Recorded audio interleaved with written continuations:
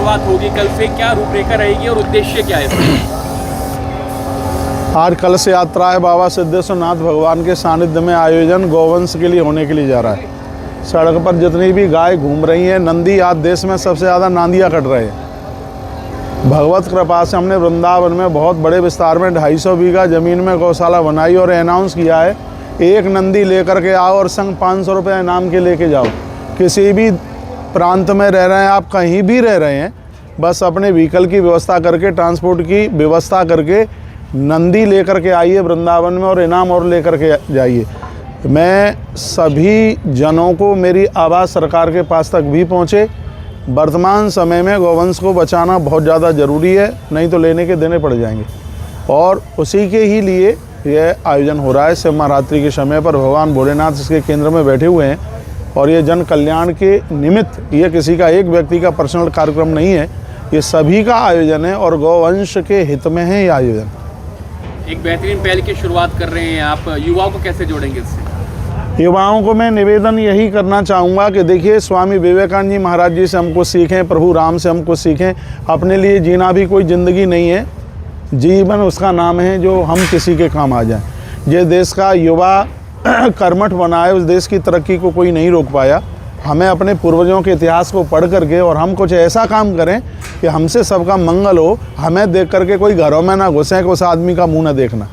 तो बढ़िया से बढ़िया काम युवा जन करें और युवा लोग जितना भी नशे से दूर रहेंगे उतने ही बहुत आनंद में रहेंगे। समय का उपयोग करेंगे, बहुत आनंद में रहेंगे। कथा की क्या रूपरेखा रहने वाली है, कब से शुरू होगी? एक तो यहाँ सबसे बड़ी बात यह है कि आज शाम से यहाँ पर अखंड 11 दिन का महारुद्राभिषेक शुरू होने के लिए जा रहा है। बगल वाला पंडाल उसी के लिए बना है। 1 सेकंड के लिए भी 11 दिन महारुद्राभिषेक बंद नहीं होगा। इस तरह की एक व्यवस्था की है दिन रात भगवान शंकर जी के ऊपर। और ऐसा नहीं है कि धार लगा करके छोड़ दो। रुद्राष्टाध्यायी के 8 अध्यायों से हमारे विद्वान ब्राह्मणों के द्वारा 11 दिन अखंड दिन रात यह रुद्राभिषेक चलेगा। शिव महापुराण की कथा चलेगी 11 दिन। आज कलश यात्रा है थोड़ी सी, आज हम कथा भी कहेंगे, यानी संपूर्ण अनुष्ठान 11 दिन का है। 22 तारीख की इसकी पूर्णावती है। 22 तारीख को कार्यक्रम 11 बजे से 3 बजे तक, 3 बजे तक पूरा प्रोग्राम हो जाएगा 22 तारीख को। और उसके तत्पश्चात में फिर देवताओं का विसर्जन करके फिर मैं वृंदावन के लिए प्रस्थान करूँगा।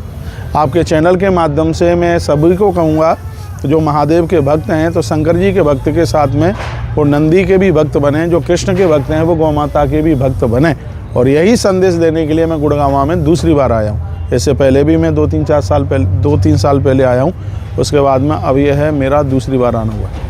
महाराज जी, मोबाइल का समय और ख़ास तौर पर छात्र छात्राओं की बात करें, आजकल सोशल मीडिया का ज़माना है, सनातन धर्म से कहीं ना कहीं छूटते चले जा रहे हैं। देखिए मैं कहना चाहूँगा, मोबाइल का प्रयोग करना बुरा नहीं है, लेकिन इसको ऐसे प्रयोग में लें जैसे आप बिजली को प्रयोग में लेते हैं। बिजली के भी वायर को आप बिना उसके ऊपर रबड़ चढ़ी हुई यदि उसको आप यूज करेंगे, बिजली को यूज करने के लिए जितना दिमाग की ज़रूरत है, मोबाइल को भी यूज करने के लिए दिमाग की आवश्यकता है। इस पर ज़्यादा चिपटे रहोगे तो हमारे लिए बहुत ख़तरा बन जाएगा। गीले बालों से इसको यूज ना करें और रात्रि को कम से कम 3 फीट दूर इसको अपने आप से दूर रखें। और इसका उपयोग मुझे तो लगता है कि 24 घंटे में 1 घंटे से ज़्यादा इसका उपयोग नहीं होना चाहिए।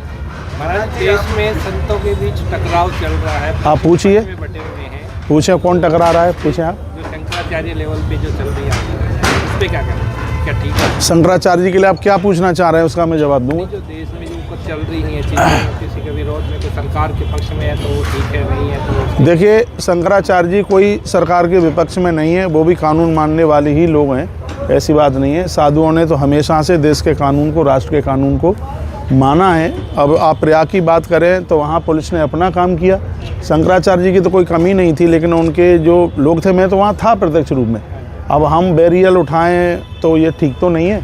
तो वहाँ इतनी बड़ी पब्लिक चल कर के आई है तो पुलिस को भी तो अपनी व्यवस्था देखनी पड़ेगी। हाँ, पुलिस की यह कमी रही है कि उन्होंने चोटी पकड़ी, धक्का मुक्की की, ये बिल्कुल भी ठीक नहीं था। और शंकराचार्य जी की यह कमी थी कि मुख्यमंत्री को औरंगजेब कहना और ये तमाम बातें, ऐसे शब्द बोलना, ये उनके लिए भी महापुरुष के मुख से शोभा नहीं देता। मैं कोई एक पक्ष की बात नहीं कह रहा हूँ, ना हम कोई पार्टी पॉलिटिक्स वाले आदमी हैं और ना हम डरपोक आदमी हैं। निर्भय होकर के हम अपनी बात रखते हैं। तो इसमें कहीं ये जो हुआ है, खैर वो हमारे सनातन के लिए ठीक तो नहीं हुआ है, दोनों तरफ से।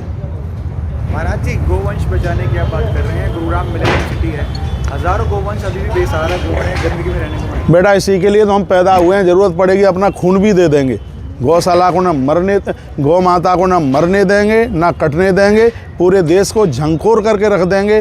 हमें धरना धरने की आदत नहीं है, हम अपनी बात लोगों के पास तक पहुंचाएंगे। लोगों को कहेंगे जहां गौ माता का रक्त जिस दिन धरती पर गिरने से बंद हो जाएगा, देश की हर समस्या का समाधान उसी दिन हो जाएगा। हरियाणा सरकार के पास तक भी मेरी आवाज़ पहुँचे। मैं उनको कहूँगा कि सनातन के बिना बीजेपी नहीं है। लोग कहते हैं बीजेपी के बिना हिंदू नहीं है, तो हम भी कहेंगे कि हिंदुओं के बिना भी बीजेपी नहीं है। हम लोगों ने इंतज़ार किया कि आपकी सरकार आवे, अभी तक गौ हत्या बंद क्यों नहीं हुई? यदि यही स्थिति रही तो आगे ये देश आपको वोट बिल्कुल भी नहीं देगा। नहीं तो सशक्त गौ हत्या बंद होनी चाहिए और इसके ऊपर एक सशक्त कानून लागू हो। अब लोग मूर्ख नहीं बनेंगे बिल्कुल भी, लोग बहुत समझदार हो गए हैं और लोगों ने बहुत इंतज़ार किया, लोग ने बहुत प्रतीक्षा की है। मैं सिर्फ हरियाणा के ही लिए नहीं, मैं पूरे देश के लिए बोल रहा हूँ। जैसे राम मंदिर बन करके तैयार हुआ, इतना ज़बरदस्त कानून बने कि गौ माता के ऊपर उंगली उठाने वाले की खैर ना हो बिल्कुल। ये मैं आपके चैनल के माध्यम से अपनी बात बहुत ऊपर तक पहुँचाने में मैं लगाऊँ। महाराज जी, यमुनानगर में गौशाला है, गौशाला में गायें मर गई, उनको नदी में फेंका है। सरकारी है कि प्राइवेट है? प्राइवेट गौशाला है, लेकिन सरकार उसको तो ध्यान ही नहीं दे रही, हरियाणा सरकार। मैं तो सरकार को ये कह रहा हूँ कि एक बार बिल्कुल इसको देखिएगा। थैले में गौशाला है और सरकार का खूब पैसा जा रहा है, तो ऐसी जो गौशाला है उनका पैसा बंद किया जावे। और सरकार को चाहिए, जैसे तुमने दुनिया भर करके डिपार्टमेंट तैयार किए हैं, तो उसके लिए एक आयोग होना चाहिए गौशाला के लिए भी। उसमें भर्ती करो, लोगों को काम मिलेगा, रोजगार मिलेगा। और जहाँ पैसा लोग खाने में लगे हुए हैं, इसके ऊपर रोक लगाई जाए बिल्कुल भी।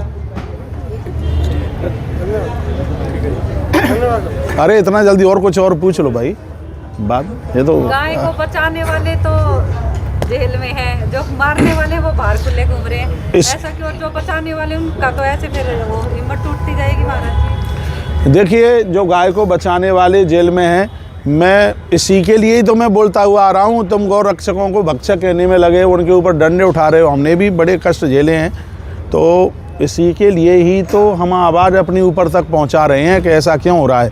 और देश की ग्रोथ गौ मांस बेच करके होती है, तो ऐसी ग्रोथ हमारे देश को बिल्कुल नहीं चाहिए। यदि गाय मार करके सड़क पक्की हो तो नहीं चाहिए। गाय को मार करके बेच करके यदि अस्पताल बनते हैं तो हम बीमार ही मर जाएंगे, हमें हॉस्पिटल की बिल्कुल ज़रूरत नहीं है। यदि गैया का मांस बेच करके कॉलेज स्कूल बनते हैं तो हम निरक्षर बने रहेंगे, इस देश को बिल्कुल भी ज़रूरत नहीं है। गौ माता के लिए भगवान श्री कृष्ण धरती पर आकर के गोपाल बने और गौ माता को ही बचाने के लिए नंदी की सवारी को महादेव ने स्वीकार किया। यह इनसे हमें समझ लेना चाहिए। गोरखनाथ जी को 16 साल तक गौ माता ने ही जिंदा रखा। तो देश को ये मैं कहना चाहूँगा कि यदि भारत को माता के नाम से जाना जाता है तो भारत को लक्ष्मी माता की वजह से, दुर्गा माता की वजह से, ये हमारे सब पूज्य हैं। लेकिन अनादिकाल में देखा जाए तो भारत को गौ माता की वजह से ही भारत माता के नाम से जाना जाता है। आचार्य जी, इस आयोजन के माध्यम से आयोजन को क्या संदेश देना चाहेंगे? किसको? इस आयोजन के माध्यम से आयोजन के माध्यम से संदेश देना चाहेंगे कि मनुष्यता क्या है। आयोजन के माध्यम से कहना चाहेंगे ये जातिवादी, ये सब इससे थोड़ा बाहर निकल करके, जातिवाद से बाहर निकल करके कुछ मनुष्य के लिए कुछ कीजिएगा। और ये सरकार जो पागल बना रही है, जो अभी भी एक कानून लेकर के आ गई हैं, इसमें हमें बिल्कुल दूर करने की कोशिश की जा रही है। लेकिन हम बुद्धू बिल्कुल भी नहीं बनेंगे। हम चारों वर्णों को कहेंगे हम पास बैठते आए और पास ही बैठेंगे और पास ही बैठते रहेंगे। उनके वोट बैंक के लिए जो ऐसे ऐसे कानून बनाए जा रहे हैं, अब ये इनकी बिल्कुल भी नहीं चल पाएगी। ये कथा के माध्यम से संदेश, भाईचारा, सब लोग इकट्ठे होकर के ये देश की ग्रोथ को बढ़ाएं, देश को आगे लेकर के चले। कथा का एक ये भी संदेश है। ठीक है, धन्यवाद भैया।